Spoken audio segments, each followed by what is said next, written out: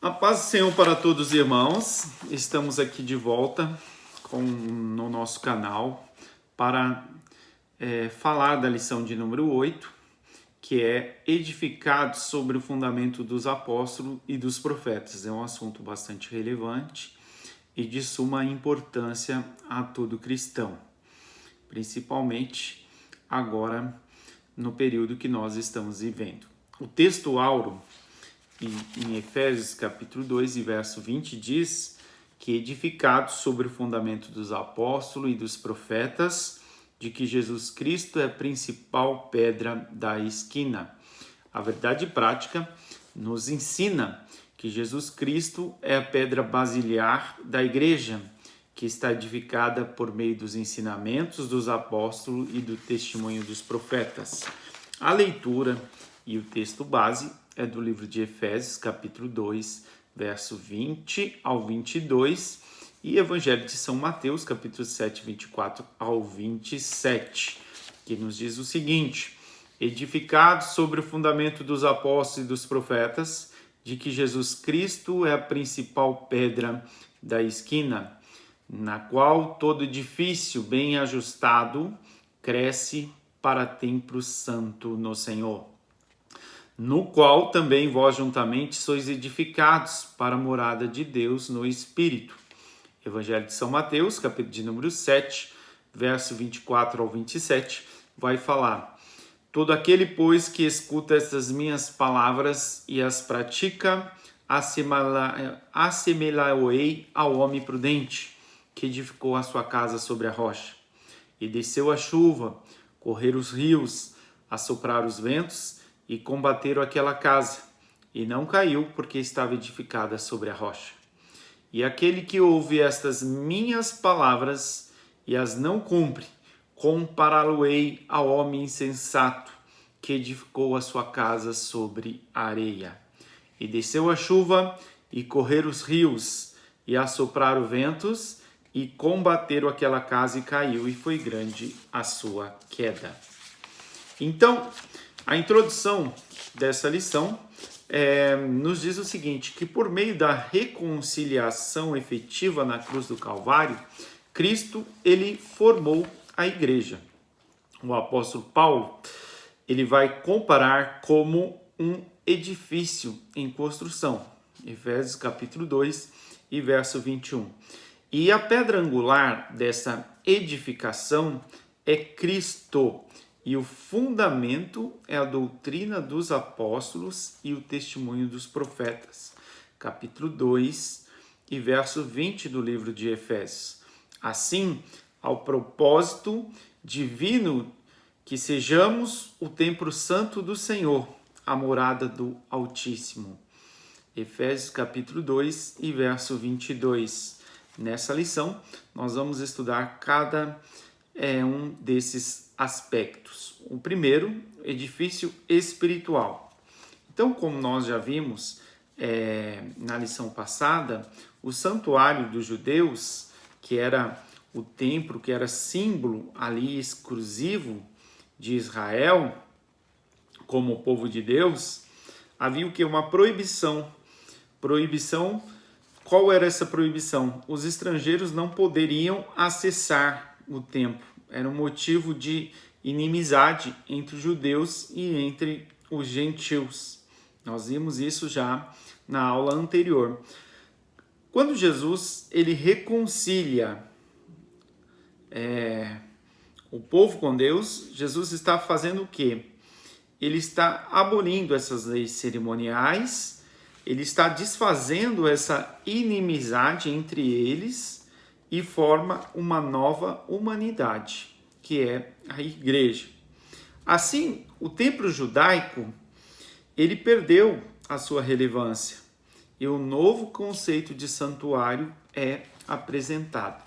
O santuário cristão, os que pertencem a Cristo, são comparados a um edifício onde Deus habita em espírito. Efésios capítulo 2 e verso 22.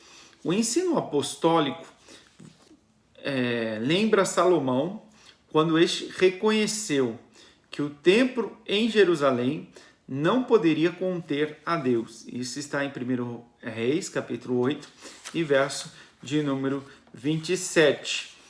E reafirma a instrução de Estevão, em que o Altíssimo não habita em templos feitos por mão de homens. Atos, capítulo 7, 48, e conforme Atos 17 e 24. Desse modo, os crentes judeus ou gentios, eles tornaram o templo onde o Espírito de Deus habita. 1 Coríntios, capítulo 3 e verso de número 16, em que eles são o quê? Pedras vivas em um edifício espiritual. 1 Pedro, capítulo 2 e verso de número 5. Vamos ver. Primeiro Epístola do Apóstolo São Pedro, capítulo 2 e verso de número 5.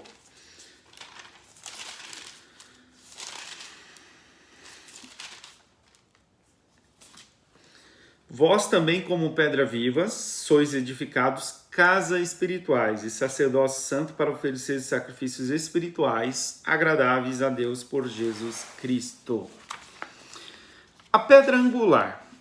Na arquitetura antiga, a construção de um edifício requeria uma pedra angular, isto é uma pedra que é traduzida como a pedra principal, ou a pedra mais importante ali daquele edifício. Então, ela era posta no canto do prédio para sustentar esse alicerce. Essa pedra servia para firmar, para unir toda a estrutura e manter as paredes em linha reta. Para que você tenha uma ideia dessa dimensão, em uma das escavações no local do templo em Jerusalém, do templo antigo, foi encontrado uma pedra, um monólito, com cerca de 12 metros de comprimento. Então, isso aí servia para o quê? Para segurar as estruturas, unir firme toda a estrutura, manter as paredes em linha reta e equilibrada. Cristo, a pedra principal. A identificação aqui de Cristo como essa pedra angular vai remontar aqui a profecia messiânica em que a pedra rejeitada ela tornou-se cabeça de esquina, conforme Salmo 118 e verso 22. Ele mesmo afirmou ser a cabeça da esquina. Isso está no Evangelho de Marcos, capítulo 12 e verso de número 10. Assim também, como também os apóstolos testificaram ser Cristo que a pedra principal. Você pode conferir isso em Atos, capítulo 4 e verso de número 11 e 1 Pedro, capítulo 2 e verso de número 7. Portanto, a pedra angular desse novo santuário é o próprio Cristo. A pedra fundamental desse novo santuário é o próprio Cristo. E no Sermão do Monte, ali, nós vamos aprender que o homem prudente edifica a sua casa sobre a rocha, que é Cristo Jesus, conforme Mateus, Evangelho de São Mateus, capítulo de número 7 e verso de número 24. Então, esse é o tópico primeiro da lição, aonde nos fala sobre o edifício espiritual, esse edifício espiritual. Agora nós vamos desdobrar o tópico segundo, que é sobre o fundamento dos apóstolos e profetas, que é o segundo tópico da lição. Então, o conceito dos apóstolos, o termo grego aqui, apóstolos, é usado para enviado ou mensageiro. O apostolado, ele é centrado na natureza da missão de Cristo, que foi enviado para ser o Salvador do mundo. Você pode conferir em Hebreus, capítulo 3 e verso de número 1, e na primeira epístola do apóstolo São João, capítulo 4 e verso de número 14. Nos evangelhos de Mateus, de Marcos, de Lucas e de João, vão usar o termo quando se refere aos 12 escolhidos por Jesus. Então, está lá em Mateus, capítulo 10, verso 2 ao 5, Marcos 6 e 30, e no Evangelho de Lucas, capítulo 6 e verso de número 13. Por quê? Porque esses discípulos, eles foram testemunhas oculares do ministério do Senhor, da morte, da ressurreição de Jesus Cristo. Eles foram participantes desse ministério. Eles viram, né, e registraram aquilo que foi feito, aquilo que aconteceu.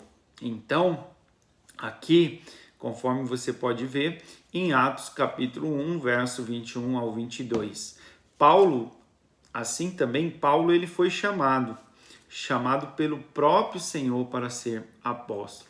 Isso está em 1 Coríntios, capítulo de número 15, verso 8 e 9, e Romanos 1 e 1. Então, aos apóstolos foi confiado o ministério da palavra, com o compromisso de instruírem a igreja. Atos capítulo 6, verso 2 ao 4. Então, nesse aspecto aqui, os apóstolos são aqueles que foram comissionados por Cristo para a igreja primitiva, e a mensagem de Cristo, o fundamento. Então, os apóstolos recebem essa incumbência de levar a mensagem de Cristo. O fundamento é Cristo, e eles são o quê? Comissionados para proclamar esse fundamento da pessoa de Cristo Jesus. A doutrina dos apóstolos, embora não se possa dissociar aqui das pessoas o ofício que ocupava, o que constitui o fundamento da igreja, não são os apóstolos em si, mas a palavra, mas a doutrina que eles ensinavam, ou seja, as escrituras. Isso está em Atos capítulo 2, verso 42, e 2 Timóteo capítulo 3 e verso de número 16. Então, os apóstolos, eles receberam a doutrina diretamente da parte de Cristo. Você pode conferir isso no livro de Romanos, capítulo 6 e verso de número 17, 1 Timóteo, capítulo 1 e verso de número 3, e segunda epístola do apóstolo São Pedro, capítulo 3 e verso de número 16. Então, assim como não se pode mexer na pedra angular depois de colocada o alicerce, igualmente o fundamento da igreja não pode ser violado. Acerca disso, o próprio Senhor Jesus asseverou: as minhas palavras não hão de passar. Lucas capítulo 21 e verso de número 35. A Bíblia de Estudo Pentecostal, ela vai ratificar que a revelação dos apóstolos, conforme nós temos no Novo Testamento, nunca poderá ser substituída ou anulada por revelação, por testemunho, por profecia posterior. Nada disso anula o fundamento aqui. Então, nada pode substituir esse fundamento, seja por revelação, seja por testemunho, ou seja por profecia posterior. Terceiro ponto, o testemunho aqui dos profetas, a palavra grega vai falar profetes, que significa proclamador, vai significar intérprete da revelação divina. A ordem divina, aqui a ordem da frase em Efésios 2:20, apóstolos e profetas, indica a tratar-se dos profetas da igreja e não os do Antigo Testamento. Então, quando está se referindo lá em Efésios capítulo 2:20, não está tratando dos profetas do Antigo Testamento, tá certo? Mas sim aqui dos profetas da igreja. Mais adiante, Paulo vai assegurar aqui que a compreensão do mistério que no passado estivera oculto, do que os gentios tinham igual posição no corpo de Cristo e eram participantes da promessa, foi revelado pelo Espírito aos profetas do Novo Testamento. Isso está em Efésios capítulo 3, verso 4 ao 6. Assim, os profetas neotestamentários que falaram inspirados pelo Espírito Santo, conforme segunda a epístola do apóstolo São Pedro 1:21, vai perfazer o alicerce da igreja de Cristo. Então, esses profetas que foram também necessários, que por inspiração do Espírito Santo, eles participaram dessa revelação aqui, foram participantes aqui. Foi revelado a eles pelo Espírito aos profetas do Novo Testamento. Então, eles também fazem parte desse alicerce da Igreja de Cristo. Essencialmente, a igreja, ela representa uma comunidade de pessoas. No entanto, em muitos aspectos, ela pode ser comparada a um edifício, especialmente a um templo. A frase edificados sobre fundamento é a transição para essa analogia da igreja como um edifício em processo de construção. Em Efésios capítulo 2, 20 ao 22, o apóstolo Paulo ele vai assegurar aos gentios que formarão parte integral da igreja que Deus está construindo. Então, a igreja ela é edificada sobre a revelação original e infalível de Cristo aos primeiros apóstolos e aos profetas. Vale acrescentar aqui que líderes, visionários, santos, pessoas cheias da palavra e do espírito de sabedoria e de revelação continuam a ser necessários para liderar a igreja até que todos chegamos à estatura de varão perfeito, à unidade da fé e ao conhecimento do Filho de Deus e a varão perfeito à medida da estatura completa de Cristo. Então esse é o tópico 2 da lição que fala sobre o fundamento dos apóstolos e dos profetas. O tópico 3 da nossa lição vai falar sobre edificados para a morada de Deus.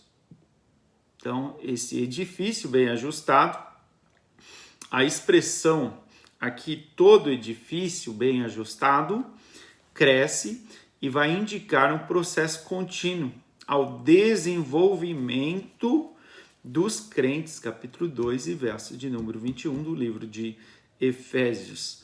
Assim como todas as partes do edifício precisam estar harmônicas, conforme Colossenses capítulo 2 e verso 2, 1 Coríntios capítulo 1 e 10, o crescimento da igreja também depende de tudo ser bem ajustado a Cristo.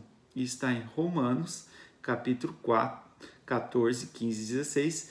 2 Coríntios, capítulo 13 e verso de número 11. Vamos ler aqui Romanos. Romanos capítulo 4, 15 ao 16, 14, né? 4 não, 14, 15 ao 16, a Bíblia vai falar: mas se por causa da comida e contrista teu irmão, já não andas conforme o amor, não desfruta por causa da tua comida aquele por quem Cristo morreu.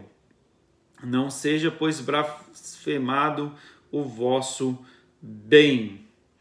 Então, é isso aí.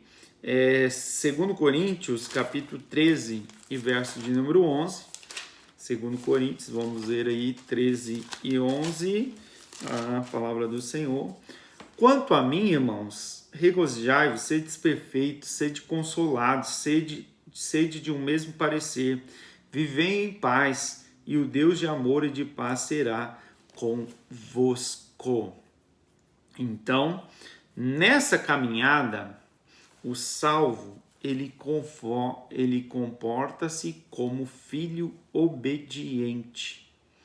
E ele passa a evidenciar os frutos do Espírito. Primeiro a Pedro, capítulo 1, verso 14, Gálatas, capítulo 5 e verso de número 22. Então, o desenvolvimento vai prosseguir até alcançar a medida completa de Cristo. Efésios 4 e verso de número 13. Pois todo crente bem ajustado, ele torna-se templo santo no Senhor. Efésios capítulo 2 e verso de número 21. Templo santo no Senhor. A palavra aqui usada para templo é o vocábulo naon, que designa o recinto interior, o lugar santíssimo, ou seja, o lugar do encontro do sumo sacerdote com Deus. Hebreus 9, capítulo 9, verso de número 7. Todavia, essa analogia paulina não se refere aqui a uma estrutura material, mas sim ao crente que se tornou templo santo. 1 Coríntios, capítulo 3 e verso de número 16. Separado do pecado, que pertence a Cristo para viver em santidade. Primeira Epístola de Pedro, capítulo 1 e verso de número 15. E primeira Epístola do Evangelho de São João, capítulo 1 e verso de número 7. Primeira Epístola de João, capítulo 1 e 7. Como resultado, ao desfrutar aqui da comunhão divina, o crente ele vai receber o livre acesso à presença do Pai, tornando assim a morada de Deus no Espírito. Hebreus, capítulo 4 e verso 14 ao 16, conforme Efésios, capítulo 2 e verso de número 22. A morada do Altíssimo. Então, no Antigo Testamento, a expressão morada de Deus fazia alusão ao tabernáculo de Deus, o tabernáculo depois ao templo israelita. Indicava um lugar de habitação permanente de comunhão íntima. Como já vimos aqui, o crente ele tornou-se templo santo no Senhor. Isso vai indicar que Deus habita em nós por meio do Espírito Santo. E essa afirmação, ela vai ratificar, ela vai confirmar o ensino apostólico de que Deus não habita em templos feitos por mãos de homens. Atos capítulo 10, 17 e verso de número 24. Ele reside individualmente dentro de cada cristão, bem como no corpo inteiro dos crentes. Então, o corpo inteiro dos crentes, a igreja, aí vai falar do quê? Da igreja formada de judeus e gentios. Nós podemos concluir essa lição, então, dizendo o seguinte, que a comparação aqui da igreja como edifício em construção indica que nós estamos em processo de aperfeiçoamento até que todos chegamos à unidade da fé. A pedra angular, que é o próprio Cristo, de maneira alguma pode ser substituída. E a doutrina dos apóstolos e o testemunho dos profetas não pode ser revogados. Então, essa é a lição de número 8 e a gente finaliza aqui sobre esse tema edificado sobre o fundamento dos apóstolos e dos profetas. Que Deus abençoe sua vida. Se você gostou aí desse vídeo, deixa o link aí, dê um joinha aí embaixo, tem um joinha, dê um joinha, gostou, alguma questão, objeção, estamos à disposição. Quiser deixar, deixe seu comentário, inscreva no nosso canal, curte o nosso canal, inscreva no nosso canal. Que Deus abençoe a todos, que Deus abençoe a sua vida, que Deus abençoe a sua família e até a próxima aula. Fiquem todos com Deus.